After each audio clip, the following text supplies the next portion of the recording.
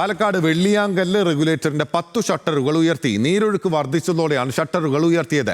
തടയണയുടെ 27 ഷട്ടറുകളിൽ 10 എണ്ണമാണ് തുറന്നത്. അജിത് ബാബു ഉണ്ട് കൂടുതൽ വിവരങ്ങളുമായി.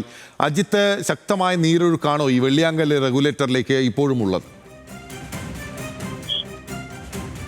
പിന്നിൽ പോത്തൻ തീർച്ചയായും ശക്തമായ നീരൊഴുക്ക് തന്നെയാണുള്ളത്. ഇതിന്റെ ഭാഗമായിട്ടാണ് ഈ പരമാവധി 3.5 മീറ്റർ സംഭരണശേഷിയുള്ള റെഗുലേറ്ററിന്റെ 2.5 മീറ്ററാണ് നിലവിലെ ജലനിരപ്പുള്ളത്. അതുകൊണ്ട് തന്നെയാണ് ഇത്തരത്തിൽ 10 ഷട്ടറുകൾ ഉയർത്താനുള്ള തീരുമാനത്തിലേക്ക് എത്തിയത്. ഇവിടേക്ക് ഇപ്പം ധാരാളം വൈകുന്നേരമൊക്കെ ആയ സമയത്തേക്ക് ധാരാളം ആളുകൾ ഇത് കാണാൻ ഉൾപ്പെടെ എത്തിയിട്ടുണ്ടായിരുന്നു. അവർക്കെല്ലാം വെള്ളത്തിൽ ഇറങ്ങരുതെന്ന് ഉൾപ്പെടെയുള്ള ജാഗ്രതാ നിർദ്ദേശങ്ങൾ നൽകിയിട്ടുണ്ട്.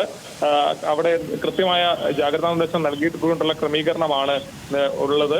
പാലക്കാട് ശക്തമായ മഴയാണ് തുടരുന്നത്.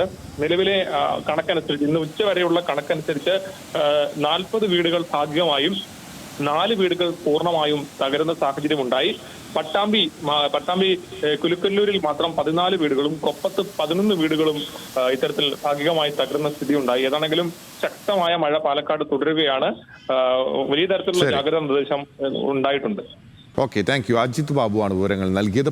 പാലക്കാട് ശക്തമായ മഴയാണ്. അതിനിടയിൽ നീരൊഴുക്ക് വർദ്ധിച്ചതിനാൽ വെള്ളിയാങ്കല്ല് റെഗുലേറ്ററിന്റെ 10 ഷട്ടറുകളും ഉയർത്തിയിരിക്കുകയാണ്.